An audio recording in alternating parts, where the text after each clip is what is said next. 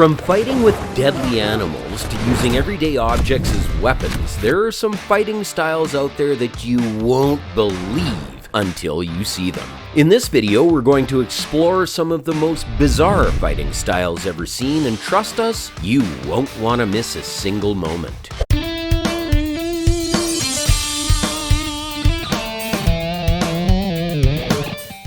Face-smashing Fu. Once upon a time, in the realm of martial arts, a legendary fighter by the name of Benji Radach introduced a new fighting style that shook the world of combat sports. Dubbed face-smashing Fu, this style was a masterful combination of brute force and strategic punches aimed at rendering opponents unconscious or making them surrender. Now, you might find this information exaggerated, but the style is truly what it looks and sounds like. You smash the opponent's face until he's out cold. Pencaxilla. Have you heard of Pencaxilla? It's an exotic martial art from Indonesia that will make your jaw drop. Pencaxilla made its way into the octagon at UFC 2 through the Spanish fighter Alberto Sierra Leon. Facing a heavyweight judoka, Remco Pardoel, Leon proved to be a one-dimensional striker with unique moves and crisp strikes. Despite being pinned down for almost 10 minutes, Leon managed to stop the submission expert from finishing him off. Unfortunately, this incredible match is one of the lost fights from UFC 2 that never made it to the big screen. It's like a secret fight that only a select few got to see. Trap fighting. Up next is one of the most obscure fighting styles in UFC history, trap fighting. The strategy involved getting up close and personal with his opponent, trapping them in a way that left them open for a good beating. It sounds almost too good to be true. The only fighter to ever use this technique repeatedly was the hulking 6'8", 300-pound Paul Verhoeven's. With a nickname like the Polar Bear, you know he meant business in the octagon. But this technique only really worked against smaller and less skilled opponents. Maybe it's not quite the world-beating technique we thought it was. Kuksulon. Now, let's talk about Kuksulon, the Korean martial art that aimed to combine all the best elements of Korean martial arts into one explosive fighting style. It was like the Korean version of mixed martial arts before MMA was even a thing. Just imagine Taekwondo, karate, and every other Korean martial art there is. Kuya Lua. Have you heard of Kuya Lua or Kapu Kuya Lua? It's a fierce martial art from the tropical paradise of Hawaii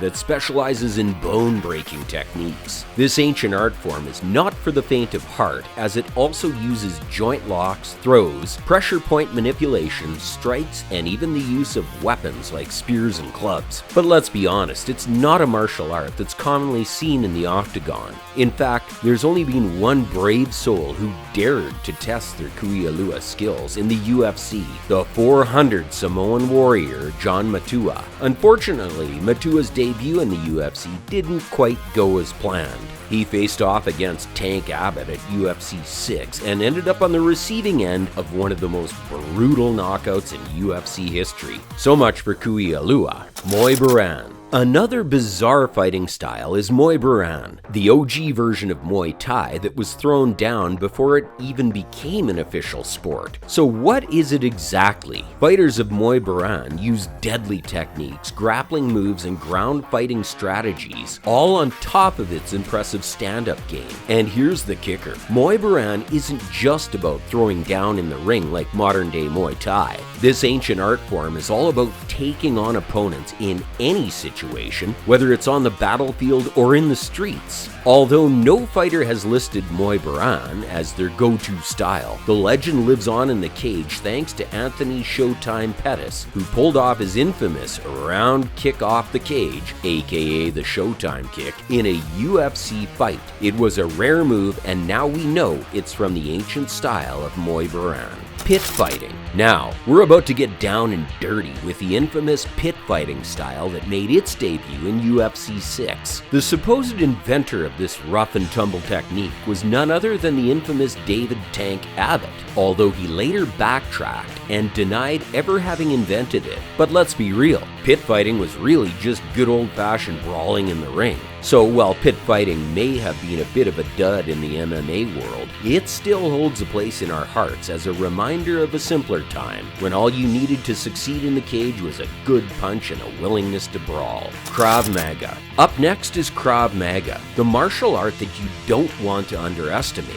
The Israeli-born style has a rep for being brutal and best suited for the mean streets. It emphasizes quick and devastating strikes to the body's most vulnerable areas, drawing inspiration from a variety of martial arts and fighting styles including boxing, wrestling, judo, and street fighting. It also places a strong emphasis on mental toughness and situational awareness, teaching fighters to remain calm and focused in high-pressure situations. Compared to the more common styles like Brazilian Jiu-Jitsu, boxing, and wrestling, Krav Maga is like a wild card that's always ready to throw down. Systema. Systema is a Russian martial art that emphasizes fluid movements and breathing techniques. It is designed to be adaptable to any situation, whether it be a street fight or military combat. One of the most famous examples of Systema in the UFC is Fedor Emelianenko, who is known for his stoic demeanor and seemingly invincible fighting style. Here's a look at some of his fight highlights. Fedor has incorporated Systema's unique breathing and relaxation techniques into his fighting style, allowing him to stay calm under pressure and deliver devastating blows. The Drunken Master's style. Last but definitely not least, we have Emmanuel Augustus, more commonly known as the Drunken Master. Emmanuel Augustus was more than just a boxer, he was a showman. He had a unique style that was all his own, and he wasn't afraid to show it off. In the ring, he was like a dancer, moving gracefully and effortlessly around his opponents, and put on a show he did. Emmanuel Augustus was known for his flashy footwork, his unorthodox fighting style, and his willingness to take on anyone, anytime, anywhere.